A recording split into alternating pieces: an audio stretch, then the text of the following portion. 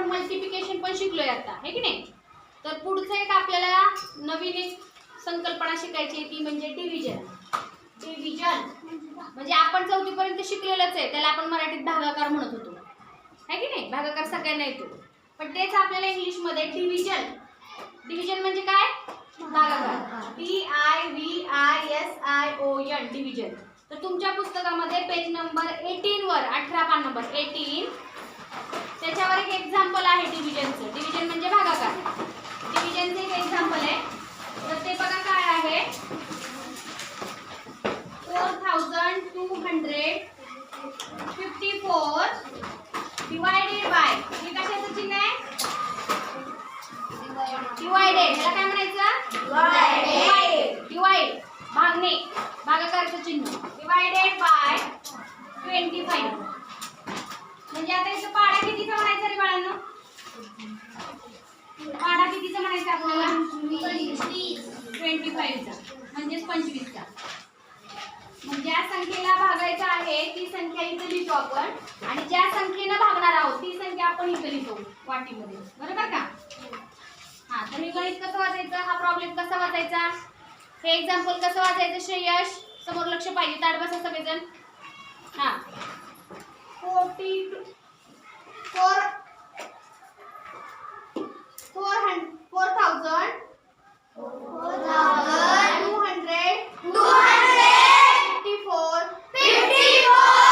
divided by 25. आता इथं काय करायचं आपल्याला? डायरेक्ट 25चा पाढा तयार करूया आपण. काय करूया? 25 गुणिले 1, 25 एके 25, 25 गुणिले 2, 25 मल्टिप्लाय बाय 2 किती उत्तर येईल? 50.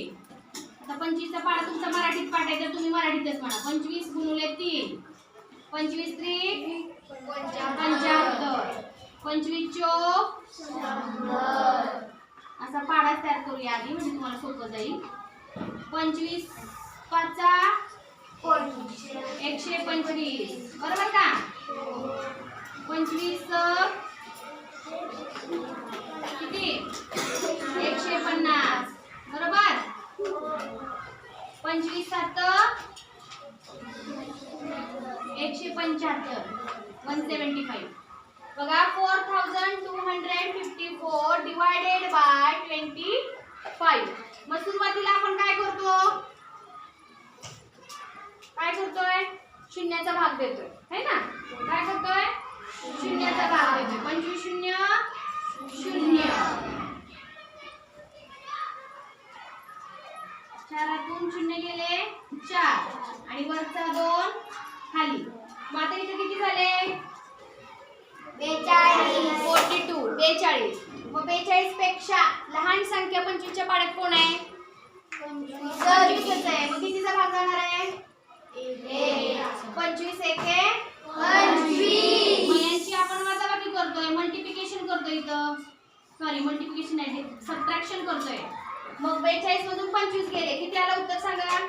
12 तून 5 गेले 7, 7 1, 4 तून 3 गेले 1, 42 मधून 25 गेले, उत्तर आलं 17. वरचे 5 आपण खाली घेतो इथं. मग किती झाले रे बाळांनो? 175. मग 175 25च्या पाड्यात आहेत का?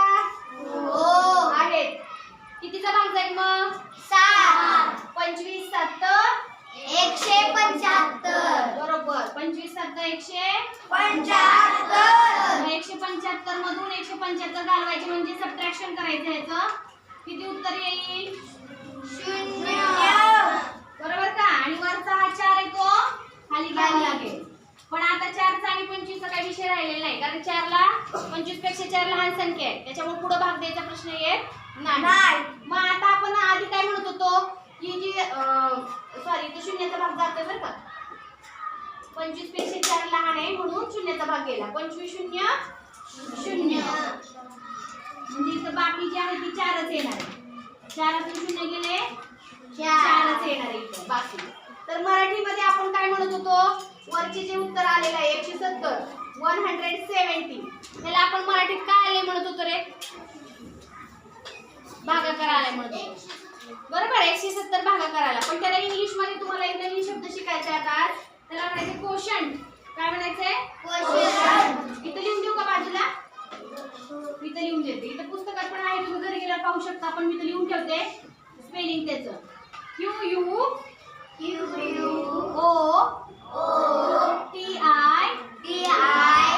TIENT. कोशंट. कोशंट म्हणजे भागाकार. किती आला रे मग कोशंट? या उत्तरात ह्या प्रश्नाचा कोशंट किती आलाय? 170. आणि आपण मराठी त्याला म्हणतो बाकी चार. तर ह्या बाकीला जो शब्द आहे त्याला आहे शब्द आहे रिमाइंडर. काय म्हणायचं त्याला? रिमाइंडर म्हणजे बाकी. रिमाइंडरची स्पेलिंग बघा.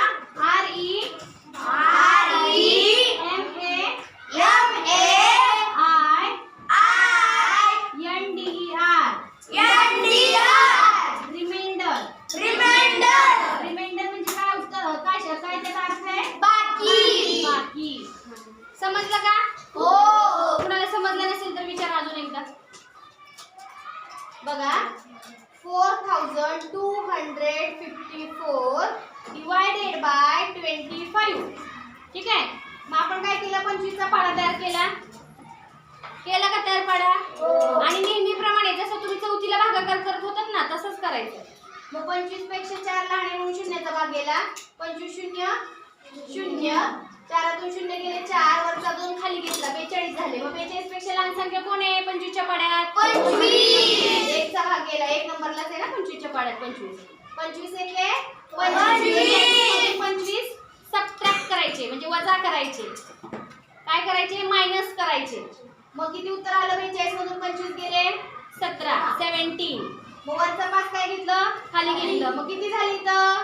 याचे लक्ष इकडे पुढं किती झाले? 175. मग 175 25 च्या पाढ्यात किती नंबरला आहे? 7व्या नंबरला. मग कितीचा भाग जाणार? 25 7 175. मग या 175 मधून 175 परत मायनस केले. मग किती राहिले उत्तर? 0. पुढचा 4 काय घेतला? खाली घेतला. 25 पेक्षा 4 परत लहान आहे म्हणून कितीचा भाग गेला? 0चा भाग गेला. 25 0 0 म्हणून 4तून 0 गेले. उत्तर आलं 4. खाली बाकी आली. बाकीला शब्द शिकवला मी आता म्हणायला. काय? रिमाइंडर. काय म्हणायचं त्याला? रिमाइंडर. या प्रॉब्लेम मध्ये 4 हे काय आहे? रिमाइंडर आहे. आणि 170 हे काय? कोशंट भागाकार. काय म्हणायचं त्याला? कोशंट. कोशंटचं स्पेलिंग आहे बघा. कोशंट किती आला? 170. समजलं का? हो. कुणाला काही अडचण नाही? बघा अजून विचारा काही प्रश्न असतील तर. मॅडम मला हे समजलं नाही, मला अजून एकदा सांगा. तुझं काय नाव आहे का दीदी? रुजुता. नवीन आली ना तू? समजलं का तुला? हां. आली तुला? युवराज जमेल आता सगळ्यांना? डिव्हिजनचे प्रॉब्लेम जर मी दिले तर सोडवायला जमतील का? काही अडचण येणार नाही. ठीक आहे. आता हे जे आहे प्रॉब्लेम हा एक्झाम्पल जे आहे ते वहीमध्ये न बघता सोडवा. फळ्यावर न बघता तुमचं तुम्ही सोडवा. किती वेळ सोडवायचंय?